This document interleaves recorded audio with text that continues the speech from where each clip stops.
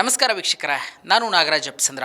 ನೀವು ನೋಡ್ತಾ ಇದ್ದೀರಿ ವಾರ್ತಾ ಭಾರತಿ ಡಿಜಿಟಲ್. ರೇಣುಕಾಸ್ವಾಮಿ ಕೊಲೆ ಪ್ರಕರಣದಲ್ಲಿ ಜೈಲು ಕಂಬಿ ಎಣಿಸ್ತಾ ಇರತಕ್ಕಂಥ ನಟ ದರ್ಶನ್ ಪಾಲಿಗೆ ಇವತ್ತು ಎರಡು ಮಹತ್ವದ ಬೆಳವಣಿಗೆಗಳು ಕೋರ್ಟ್ನಲ್ಲಿ ಆಗಿರ್ತಕ್ಕಂಥದ್ದು. ಈ ಎರಡೂ ಬೆಳವಣಿಗೆಗಳಿಂದ ದರ್ಶನ್ ಹೊರಗಡೆ ಬರೋದಕ್ಕೆ ಒಂದು ಸಣ್ಣ ಆಶಾಭಾವನೆ ಸಿಕ್ಕಂತ ಆಗಿರ್ತಕ್ಕಂಥದ್ದು. ಹಾಗಾದರೆ ಏನು ಆ ಎರಡು ಬೆಳವಣಿಗೆಗಳು ಅಂತೇಳಿ ಕೋರ್ಟ್ನಲ್ಲಿ ಆಗಿದ್ದಾವೆ ಅಂತ ನೋಡೋಕೆ ಹೋದರೆ, ಮೊದಲನೇದಾಗಿ ಏನು ಅವರ ಬಳಿ ಇದ್ದಂಥ ರಿವಾಲ್ವರ್ ಪರವಾನಗಿಯನ್ನು ರದ್ದು ಮಾಡಬೇಕು ಅಂತೇಳಿ ಈ ಹಿಂದೆ ಪ್ರಾಸಿಕ್ಯೂಷನ್ ಅರ್ಜಿಯನ್ನು ಸಲ್ಲಿಕೆ ಮಾಡಿತ್ತು, ಅಥವಾ ಪೊಲೀಸರು ಒಂದು ಅರ್ಜಿಯನ್ನು ಹಾಕಿದ್ರು.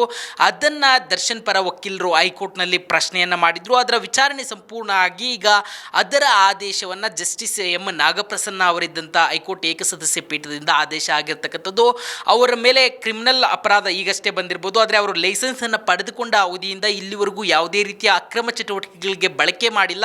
ಹೀಗಾಗಿ ಅವರ ಲೈಸೆನ್ಸನ್ನು ರದ್ದು ಮಾಡಿರುವ ಕ್ರಮವನ್ನು ಅಮಾನತಿನಲ್ಲಿ ಇಡಲಾಗುತ್ತೆ ಅಂತೇಳಿ ಆದೇಶವನ್ನು ಮಾಡಿರ್ತಕ್ಕಂಥದ್ದು. ಹೀಗಾಗಿ ಏನು ರಿವಾಲ್ವರ್ ಈ ಒಂದು ಕೊಲೆ ಕೇಸಲ್ಲಿ ಅರೆಸ್ಟ್ ಆಗ್ತಾ ಇದ್ದಂತೆ ರಿವಾಲ್ವರ್ ಕಳೆದುಕೊಂಡಿದ್ರು ನಟ ದರ್ಶನ್, ಲೈಸೆನ್ಸನ್ನು ಕಳೆದುಕೊಂಡಿದ್ರು, ಅದು ಮರಳಿ ಸಿಕ್ಕಂತಾಗಿರ್ತಕ್ಕಂಥದ್ದು ಒಂದು ಬೆಳವಣಿಗೆ. ಆದರೆ ಎರಡನೇ ಬೆಳವಣಿಗೆ ಪ್ರಮುಖವಾಗಿ ಡೇ ಟು ಡೇ ಹಿಯರಿಂಗ್ ಆಗಬೇಕು ಕೋರ್ಟ್ನಲ್ಲಿ. ಏನೀಗಾಗಲೇ ಪ್ರಕರಣದ ವಿಚಾರಣೆ 57ನೇ CCH ನ್ಯಾಯಾಲಯದಲ್ಲಿ ನಡೀತಾ ಇದೆ, ಟ್ರಯಲ್ ನಡೀತಾ ಇದೆ.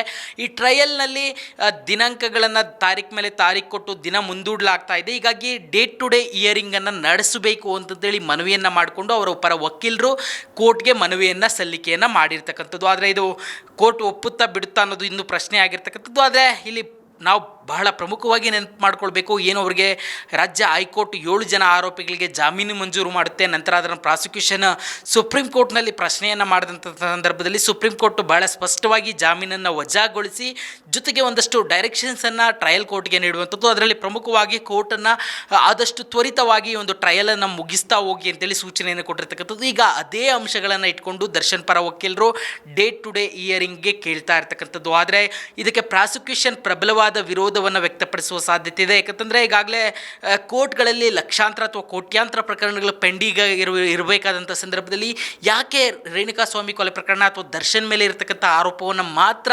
ಪ್ರಮುಖವಾಗಿ ಡೇ ಟು ಡೇ ಹಿಯರಿಂಗ್ಗೆ ತೆಗೆದುಕೊಳ್ಬೇಕು ಅಂತೇಳಿ ಆಕ್ಷೇಪವನ್ನು ವ್ಯಕ್ತಪಡಿಸೋದಕ್ಕೆ ಪ್ರಾಸಿಕ್ಯೂಷನ್ನ ಪರವಾಗಿ SP ಪ್ರಸನ್ನ ಕುಮಾರ್ ಸಿದ್ಧತೆಯನ್ನು ಮಾಡ್ಕೊಂಡಿದ್ದಾರೆ ಅನ್ನೋ ಮಾಹಿತಿ ಸಿಗ್ತಾ ಇರ್ತಕ್ಕಂಥದ್ದು. ಏನೇ ಆಗಲಿ, ಏನು ಸುಪ್ರೀಂ ಕೋರ್ಟ್ನಿಂದ ಜಾಮೀನು ರದ್ದಾಗಿ ಪರಪ್ಪನ ಅಗ್ರಹಾರ ಸೇರಿರ್ತಕ್ಕಂಥ ದರ್ಶನ್ ಪಾಲಿಗೆ ಇವತ್ತು ಎರಡು ಮಹತ್ವದ ಬೆಳವಣಿಗೆಗಳಾಗಿದ್ದು, ಇದು ಫ್ಯೂಚರಲ್ಲಿ ಅವ್ರಿಗೆ ರಿಲೀಫ್ ಕೊಡುತ್ತಾ ಅಥವಾ ಇದು ಹೀಗೆ ಪರಿಸ್ಥಿತಿ ಮುಂದುವರಿಯುತ್ತಾ ಅವರು ಜೈಲಿನಲ್ಲೇ ಇರಬೇಕಾದ ಸ್ಥಿತಿ ನಿರ್ಮಾಣ ಆಗುತ್ತಾ ಅನ್ನೋದನ್ನು ಕಾದು ನೋಡಬೇಕಾಗಿರ್ತಕ್ಕಂಥದ್ದು. ವಿಡಿಯೋ ಜರ್ನಲಿಸ್ಟ್ ಗೌತಮ್ ಜೊತೆ ನಾಗರಾಜ್ BF ಸಂದ್ರ, ವಾರ್ತಾ ಭಾರತಿ, ಬೆಂಗಳೂರು.